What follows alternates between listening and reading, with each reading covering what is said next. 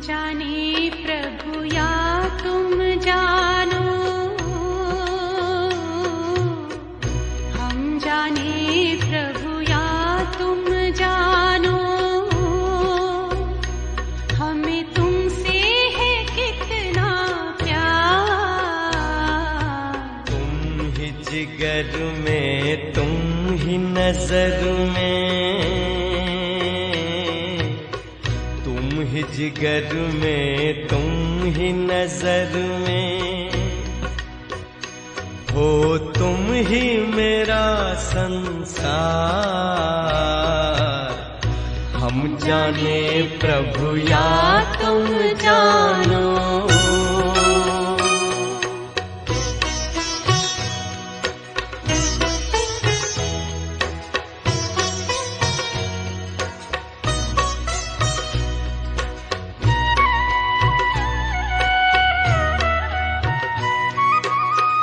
पूछते हैं अपने दिल से, पूछते हैं अपने दिल से, हम कितने महान हैं। दुनिया जिसको ढूंढती है, दुनिया जिसको ढूंढती है, वो हम पर कुर्बान है। खींचता है मन को हमारे, खींचता है मन को हमारे, पल पल तेरा प्यार। हम जाने प्रभु या तुम जानो।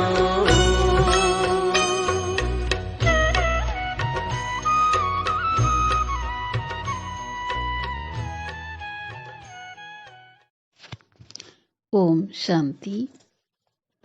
आज बाबा की 5 तारीख की वाणी है।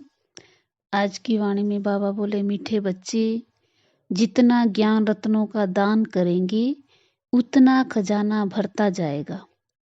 विचार सागर मंथन चलता रहेगा और धारणा अच्छी होगी।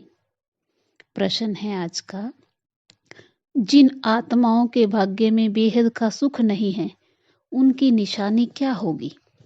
उत्तर है, वह ज्ञान को सुनेंगे लेकिन ऐसे जैसे उल्टा घड़ा, बुद्धि में कुछ भी बैठेगा नहीं। अच्छा अच्छा करेंगे, महिमा करेंगे, कहेंगे हाँ सबको यह सुनाना चाहिए, मार्ग बहुत अच्छा है, परंतु खुद उस पर नहीं चलेंगे। बाबा कहते यह भी तकदीर है। तुम बच्चों का फर्ज है सर्विस करना, हजारों को सुनाते रहो। प्रजा तो बनती है, माँ बाप मिसल बेहद के बाप से वर्षा लेने का पुरुषार्थ करो। नॉलेज को धारण कर आप समान बनाते रहो।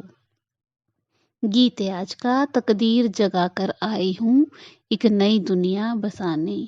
ओम शांति। तकदीर सदैव 2 प्रकार की होती, एक अच्छी दूसरी बुरी, एक सुख की दूसरी दुख की। भारत के सुख की तकदीर भी है तो दुख की भी तकदीर है। भारत ही सुख धाम था, भारत ही दुख धाम है। मकान नया है तो अच्छी तकदीर है, पुराना है तो बुरी तकदीर है। भारत ही पहले नया था अब फिर पुराना हुआ है। इन बातों को भी तुम बच्चे ही समझ सकते हो, दुनिया नहीं जानती। तुम्हारा ध्यान इन बातों तरफ खिंचवाया जाता है कि बच्चे तुम कितने तकदीरवान थे, देवी देवता विश्व के मालिक थे, अभी नहीं है। अच्छी तकदीर बदल अब बुरी हो गई है। अच्छी तकदीर कैसी और कब होती है, ये समझने की बात है। समझाने वाला एक ही बेहद का बाप है। भारत की ऊंची तकदीर कब थी? जब स्वर्ग था। बुरी तकदीर अब है। गाते भी हैं, हे पतित पावन आओ, आकर हमारी पावन तकदीर बनाओ। भारत पावन था तो जबरदस्त तकदीर थी। अभी वही भारत पतित है, क्योंकि विकारी है। विकारी और निर्विकारी दोनों होते हैं। हम अगर इस समय निर्विकारी होंगे तो देवता बनेंगे। अब बाप को बुलाते रहते हैं। कुंभ के मेले पर भी जरूर गाते होंगे, पतित पावन सीताराम। पतित पावनी नदी तो है नहीं। मनुष्य की जब तकदीर बुरी होती है तो कितने पत्थर बुद्धि हो जाते हैं। दुख और सुख का ये खेल है। दुख कौन देते और सुख कौन देते, दोनों के चित्र बहुत नामी ग्रामी हैं। सुख के लिए परमपिता परमात्मा को याद करते हैं, हे दुख हरता सुख करता। तो इससे सिद्ध है कि बाप कभी दुख नहीं देते। वो लोग समझते हैं भगवान ही दुख सुख दोनों देते। पाई पैसे की बात भी कोई समझते नहीं। अभी तुमको बाबा ने पारस बुद्धि बनाया है, बुद्धि का ताला खोला है। तुम जानते हो सृष्टि का चक्कर फिरता रहता है। सृष्टि पुरानी होती है तो उसमें दुख है। अभी तुमको 3 आंखें मिली हैं। तुम सबको समझा सकते हो, जबकि गाते हो पतित पावन आओ, फिर नदी पर क्यों आकर बैठे हो? ये यज्ञ तप आदि करना, वेद शास्त्र आदि पढ़ना सब भक्ति मार्ग है। बाबा कहते मैं इनसे नहीं मिलता हूँ। जब तुम्हारी भक्ति पूरी होती है तब मैं आकर सदगति देता हूँ। योग का भी ज्ञान चाहिए, पावन बनने के लिए भी ज्ञान चाहिए। शास्त्र पढ़ने से तो पावन बनने की कोई बात नहीं। विवेक कहता है जब भारत पावन था तब संपूर्ण निर्विकारी था, तब धनवान भी बहुत थे। ऐसा धनवान और पवित्र किसने बनाया? क्या गंगा स्नान करने से बने या शास्त्रों को पढ़ने से बने? ये तो तुम करते ही आए हो, फिर भी पुकारते हो हे पतित पावन आओ। जब पतित दुनिया का समय पूरा होगा तभी पतित पावन बाप आकर स्वर्ग की स्थापना करेंगे। बाप पावन दुनिया है सतयुग और पतित दुनिया है कलयुग।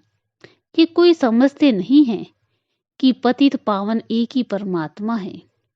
गाते हैं पतित पावन सीताराम, उसका अर्थ भी बाबा ही समझाते हैं कि सभी सीताओं का राम एक ही परमात्मा है। कहते हैं सबका दाता राम। दाता क्या, यह भी नहीं समझते।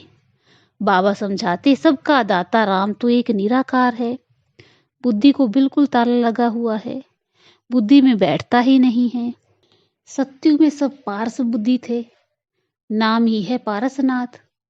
पारस पूरी तुम बच्चे भी इस समय पारसनाथ बनते हो। आत्मा गोल्डन एज बनती है। अभी आयरन एज बुद्धि है। गोल्डन एज बुद्धि सुख उठाते हैं और आयरन एज बुद्धि दुख उठाते हैं। मनुष्य विश्व के पीछे हैरान होते हैं। पवित्र बनने में देखो कितना हंगामा करते।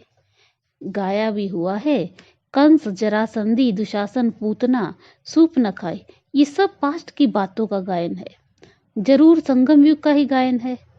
हर बात संगम की ही गाई जाती है। बाबा कहते मैं भी पतितों को पावन बनाने एक ही बार आता हूँ। तुम जानते हो बाबा का धंधा ही है पतितों को पावन बनाना। बाप रचयिता है तो जरूर नई दुनिया रचेंगे। रावण है पतित बनाने वाला और बाप है पावन बनाने वाला। उसका यथार्थ नाम शिव है। शिवरात्रि भी मनाते हैं। रात्रि का भी अर्थ तुम समझते हो। बाप आएगा तब जब भक्ति अर्थात रात पूरी हो जाएगी। अब बाबा कहते बच्चे पावन बनो, अब वापिस घर जाना है। सतयुग था, अब फिर चक्कर रिपीट होगा। तुम बच्चों को मनुष्य से देवता बना रहा हूँ। देवताएं भी मनुष्य ही थे और कोई फर्क नहीं है। सिर्फ वह गोरे अर्थात पावन हैं और अभी के मनुष्य सावरे अर्थात पतित हैं। भारत गोल्डन एज था और अभी आयरन एजेड है। आत्मा में खाद पड़ गई है। वह निकलेगी योग अग्नि द्वारा। आगे मन मनाभव अक्षर पढ़ते थे, अर्थ कुछ नहीं समझते थे। परम पिता परमात्मा के साथ बुद्धि योग लगाना है, परंतु उनके रूप का ही किसको पता नहीं, तो योग कैसे लग सकता। कहते हैं परमात्मा नाम रूप से न्यारा है, तो योग किससे लगाएं। भगवानुवाच मन मनाभव, देह का अभिमान छोड़ अपने को आत्मा समझो। आत्मा का रूप क्या है। कहते हैं आत्मा स्टार है, भ्रुकुटी के बीच में रहती है, तो आत्माओं का बाप भी ऐसा ही होगा। उनको फिर नाम रूप से न्यारा कहते हैं। बाप के लिए कहते हैं ब्रह्म है, अखंड ज्योति तत्व है। ब्रह्म तो बेअंत हो गया ना, जैसे आकाश का अंत नहीं पा सकते। अच्छा कोई करके अंत पा भी लेवे, परंतु उससे मुक्ति जीवन मुक्ति को तो कोई को मिलती नहीं है। मुक्ति जीवन मुक्ति का अर्थ भी तुम बच्चे समझते हो, दुनिया तो कुछ भी नहीं जानती। गाते हैं ज्ञान का सागर मनुष्य सृष्टि का बीज रूप है, सत है, चैतन्य है, पतित पावन है, तो जरूर पतित दुनिया में आएंगे। तुम समझते हो जब ज्ञान है तो भक्ति हो ना सके। ज्ञान है दिन, सतयुग त्रेता, और भक्ति है रात। ज्ञान का सागर परमात्मा है, न कि पानी। तो ये सबको समझाना है, सारे भारत को कैसे पैगाम देना है, उसके लिए बाबा अच्छी अच्छी युक्तियां समझाते हैं। मेला तो वास्तव में आत्मा और परमात्मा का ही गाया हुआ है। परमात्मा तो एक ठहरा, परमात्मा सर्वव्यापी है, ये कोई हिसाब नहीं बनता। बाबा ही आकर के सबको दुखों से छुड़ाते हैं। दुख में सिमरन सब करते हैं, कितनी रड़ियां मारते हैं। पूछो ये कब से करते आए हो। कहते हैं परंपरा से। फिर पावन तो कोई हुए नहीं और पतित होते गए। तुम्हारी बुद्धि में अब सारा ज्ञान भरा हुआ है। ज्ञान को कहा जाता ब्रह्मा का दिन, विष्णु का दिन नहीं कहते, क्योंकि ज्ञान अभी ही मिलता है। दिन प्रतिदिन पॉइंट्स रिफाइन निकलती जाती है। जीवन मुक्ति है भी सेकंड की बात।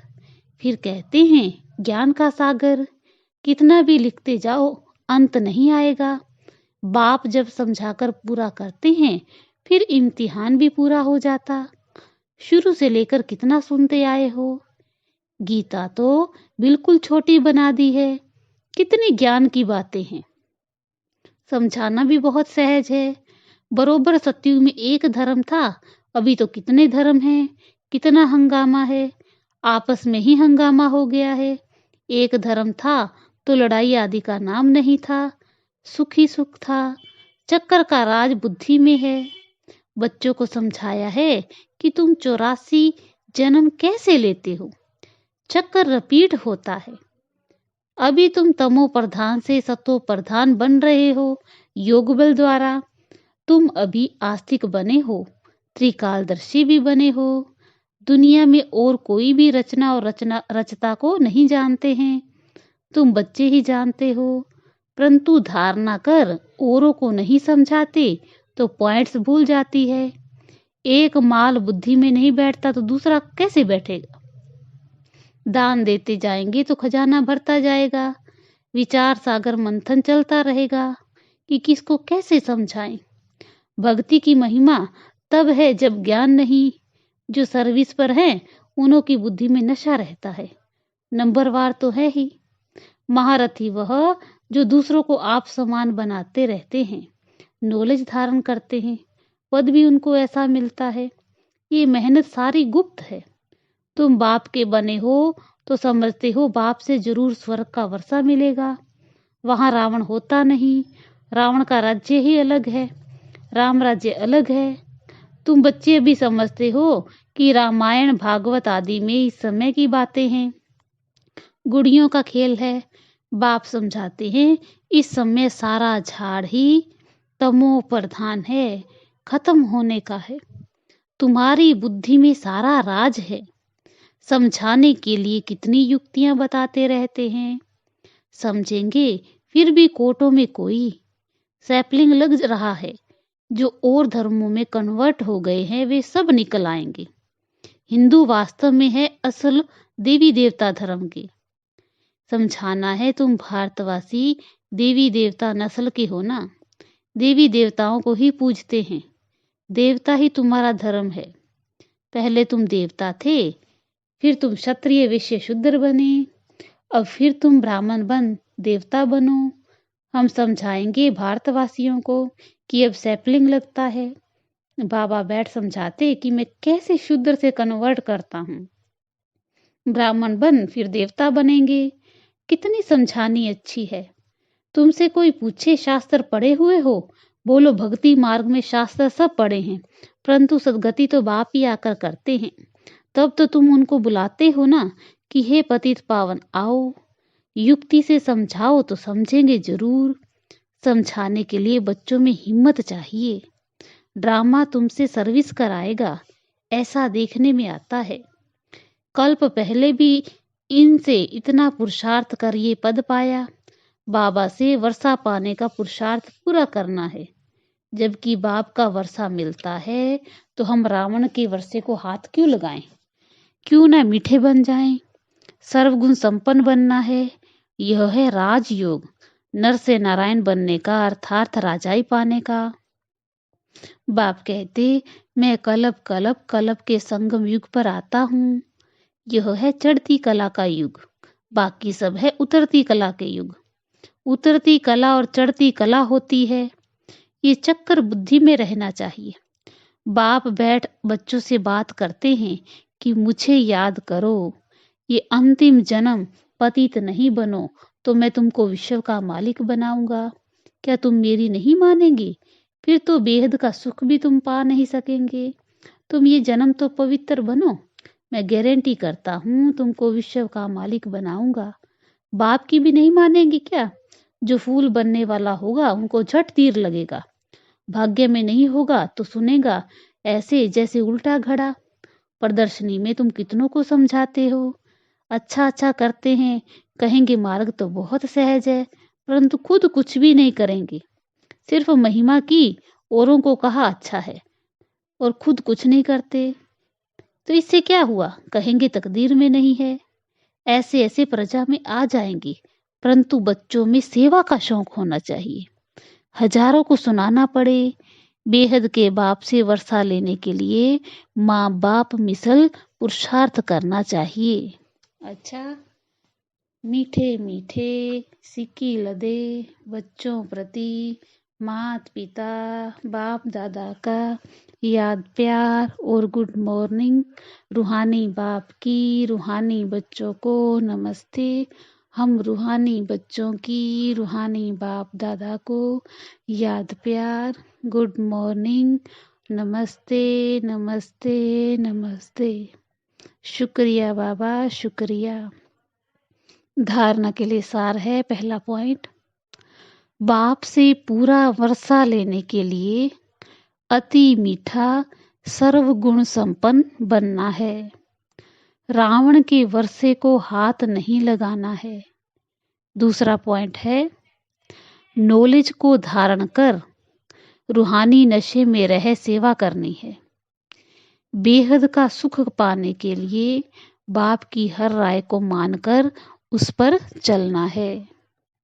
वरदान आज बाबा ने दिया, अटेंशन की विधि द्वारा माया की छाया से स्वयं को सेफ रखने वाले हलचल में अचल भव। वर्तमान समय प्रकृति की तमोगुणी शक्ति और माया की सूक्ष्म रॉयल समझदारी की शक्ति अपना कार्य तीव्र गति से कर रही है। बच्चे प्रकृति के विकराल रूप को जान लेते हैं, लेकिन माया के अति सूक्ष्म स्वरूप को जानने में धोखा खा लेते, क्योंकि माया रोंग को भी राइट अनुभव कराती है, महसूसता की शक्ति को समाप्त कर देती है, झूठ को सच सिद्ध करने में होशियार बना देती है। इसलिए अटेंशन शब्द को अंडरलाइन कर माया की छाया से स्वयं को सेफ रखो और हलचल में भी अचल बनो। आज का स्लोगन है, हर संकल्प में उमंग उत्साह हो तो संकल्पों की सिद्धि हुई पड़ी है। अच्छा, ओम शांति।